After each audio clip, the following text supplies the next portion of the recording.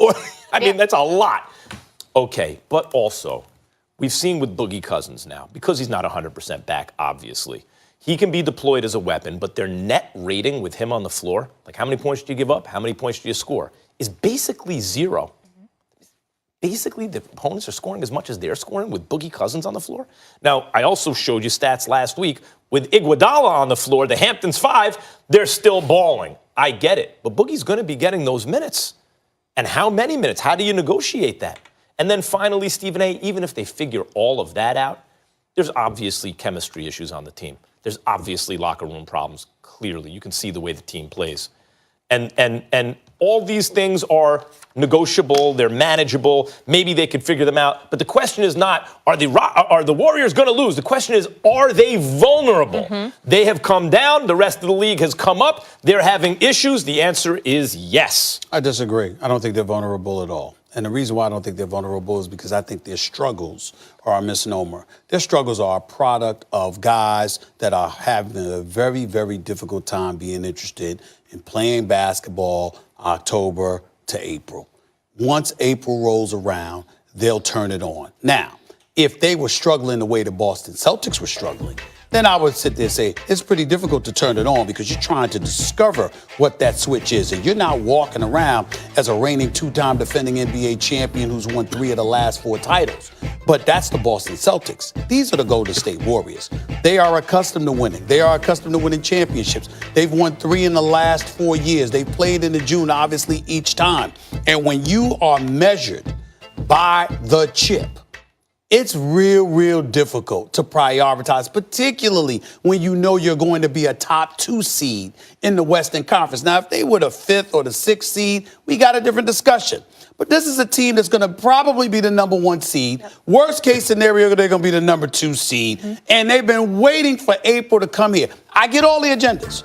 You got Kevin Durant that's going to be a free agent. You got Klay Thompson. A matter of fact, Max, we have to have a discussion because I had somebody approach me and say to me, yo, if I'm the Golden State Warriors and I feel like, I'm gonna lose a couple of cats, excuse me, maybe I take Draymond and Klay and trade them for Anthony Davis because the Pelicans might be interested in that, even though I don't think Klay would, because I don't think Klay wants to be in New Orleans. Free agent now. What are you going to do? He wants to stay in Golden State. I think he stays in Golden State. And I think their priority is keeping the Splash Brothers together more so than it's keeping Durant. But I think that he stays in Golden State in all likelihood. And if he leaves, he goes to the Lakers. That's my personal opinion. But in the end, what it comes down to is this.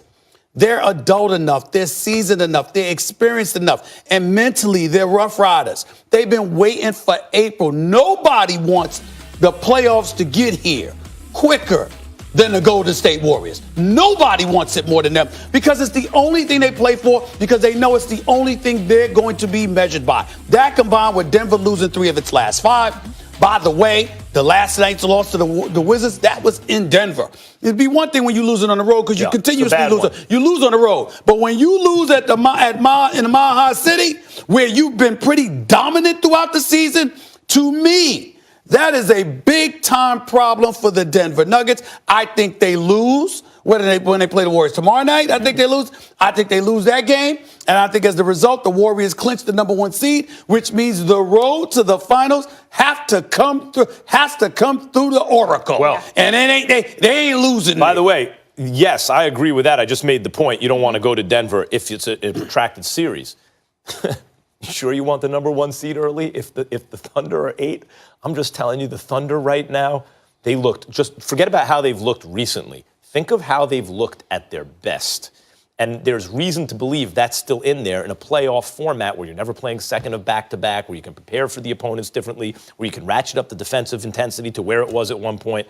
That's tough. That's going to be the Warriors' opening series, probably, against those guys.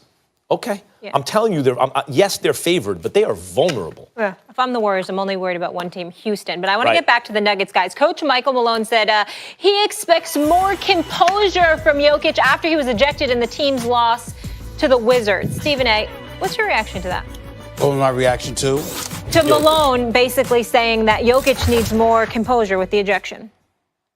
You know what that says to me? What? He knows you got to bring your A game and your A team in order to have a chance. Because if you are that confident in your bunch, you ain't sweating a couple of ejections. It matters because he knows every little moment matters. And that's James Capers, the referee, who threw him out. James Capers don't play. All right? I mean, you talk about the Joey Crawfords and Steve Javits of the world. James Capers is along that line. He don't play. You say something to him, he going to throw you right out the game. But in the end, what it comes down to is this. They need all their horses. Yeah, they're going for the one seed. You could say that's going for the one seed, but what I'm saying is, like he said, he spoke adamantly about, and he's right, don't get me wrong, Coach Malone's not wrong. I'm simply saying it speaks to how desperate they are to have all their ducks in a row because they know you can't afford an inch of a mistake if you're going for it. Malone recognized that, which is why he was upset that Jokic got himself ejected. I don't think it's about having all your horses. I think it's about your lead horse leading. You know, Malone, don't forget, was an assistant under Mark Jackson when Mark Jackson was kind of creating the Splash Brothers. But who's the leader of that team, Stephen A? It's Steph Curry. You know, you could say whatever you want about Draymond being the emotional leader in certain respects, but Steph is the culture setter, right? And what is Malone really saying about Jokic? You're our best player. Our best player must be our leader. You know, not only, look, when he gets thrown out of the game, we wind up losing. You know, we need him out there. But also, teams function better when their best player is their leader. And how do you lead? Do you let someone get the better of you? Do you complain about a call? Do you find yourself out of the game, unable to contribute? No. Malone's saying, I don't care what's going on. You're the best player on the team. You're the leader on the team. Don't take the bait. You cannot react that way. You must be on the floor. I think that's what it's about. Don't forget, he also coached Boogie with the Kings, so he saw this behavior up close and personal. Yeah, and he sees how detrimental it can be. Totally. All right, guys, when we come back, is Duke not making the Final Four a failure? Our coach, Seth Greenberg, will tell us that. Baker Mayfield takes the field for the first time with his new teammate Odell Beckham Jr. today. Crazy, but are the Browns getting too much credit too soon?